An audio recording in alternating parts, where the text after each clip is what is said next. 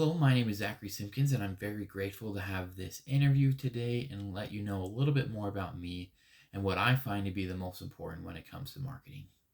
So, to start off, in my opinion, is email marketing dead?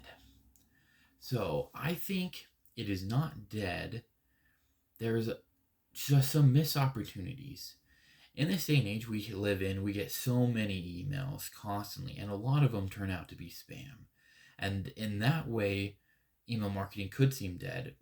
There could be less and less people clicking on it, especially if they don't really care. They just let it go to their junk folder and just delete it. And sometimes we have to remind them, hey, go to your spam folder and find this email if they are reaching back out to us in customer support. I've had that experience before.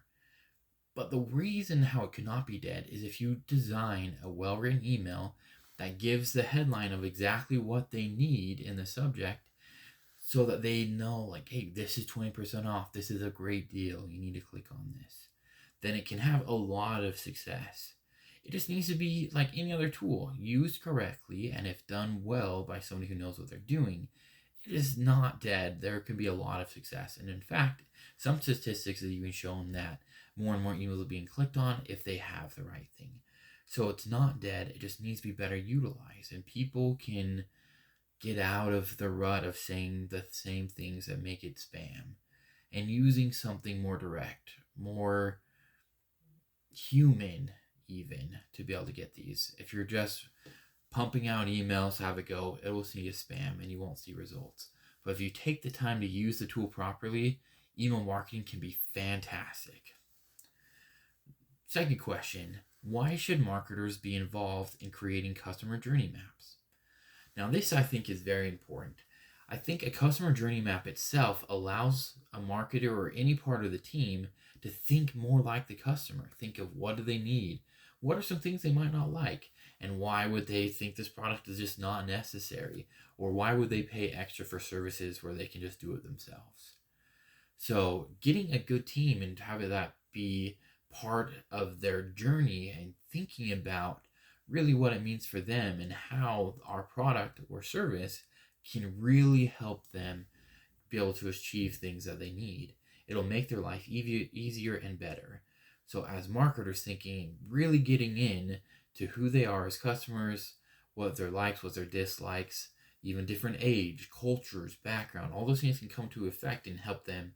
And we can use those journeys to tailor fit a campaign to go right to their needs so they feel valued and appreciated. And that's one thing great about why marketers should be involved in creating customer journey maps. Question number 3, how do we create more interactions with customers without becoming spam or a nuisance? Now, this one I am personally attached to.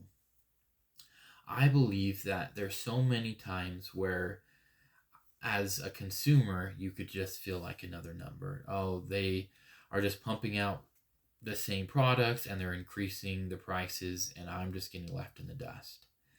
Now, as a marketer, if we care and make sure that they connect more with their values, even if it might be slightly more expensive, they are willing to work with us because of what we have and how we have an interaction with them. I've worked a few years at a bank, and I have had many people stay customers at the bank because they know we will offer them better customer service than anywhere else. They would rather go through maybe some less technology, not having as many opportunities for growth in some financial aspects as other places, because they know anytime they pick up the phone and call us or come in person, we will take care of them. We will sit with them, we will be with them, and we will give them a wonderful time and make sure they feel heard about their issues. They're willing to put up with some things that they would have just given up with the other bigger companies, but they would work with us because they know what they're getting, and they're very appreciative of our attention and customer service. So as we create even more interactions, whether it's with social media, emails, anything letting them feel valued and connected with us on a more moral level will allow them to feel valued with any other interaction. So to them, us reaching out is not a nuisance, but they're grateful that we care enough to keep them involved. Question number 4, I'm going to provide an example of a transaction email that I received and how I feel that they followed the best practices. Now, I love board games. That's something that I follow. I do a lot of interactions, especially with other new board games. I received an email recently that was, hey, you've liked us before and you did a Kickstarter. We have a new game idea. Come look at what it is and see if you're interested. I didn't feel pressured. I didn't feel like they were immediately trying to get you something I didn't like. I was curious and I could go in on that curiosity to be able to look at it, and found this is a great game that me and my wife and my family can be able to play together and enjoy for many times. And it's right up the alley that we love for board games from a company that I trusted. Now, this is great practice because they came to me knowing what I've done before. They looked at my past history and interactions with them and responded accordingly. They know I'm curious and I like to learn about different games. So use that to be like, hey, no threat, come learn. We're using a different system than what we've done before. We want to just check it out. And having that feel like it was not pressure, but they really care and kept interacting, it allowed me to feel like, yeah, pushed me to actually want to go with them and use their product. So last question, I'm going to tell about an onboarding experience I've had in my life. And what I did like and what I didn't like. So I'll kind of share almost two. So again, I love the experiences of getting a new product, especially a new board game. So one in particular, I started a Kickstarter. I looked at what it was about, all the different things involved, and how it was still a pretty new company with their games. Now, what they did differently is they really made sure that their artwork stood out. So you didn't just play a game to have the fun rules, but you also had to be cute. It was something that was more playful in general, with everything around it. So once you get into the experience and get into the full thing, everything was that way. They cared about the environment. They cared about making things fun that they were passionate about. They weren't pumping out too many games or designs, anything at once. They wanted to make sure everything that they did, they had the quality for it. So I came completely on board. That's the one that I joined most recently because they took the time to show this is who we are as a company. These are our core values.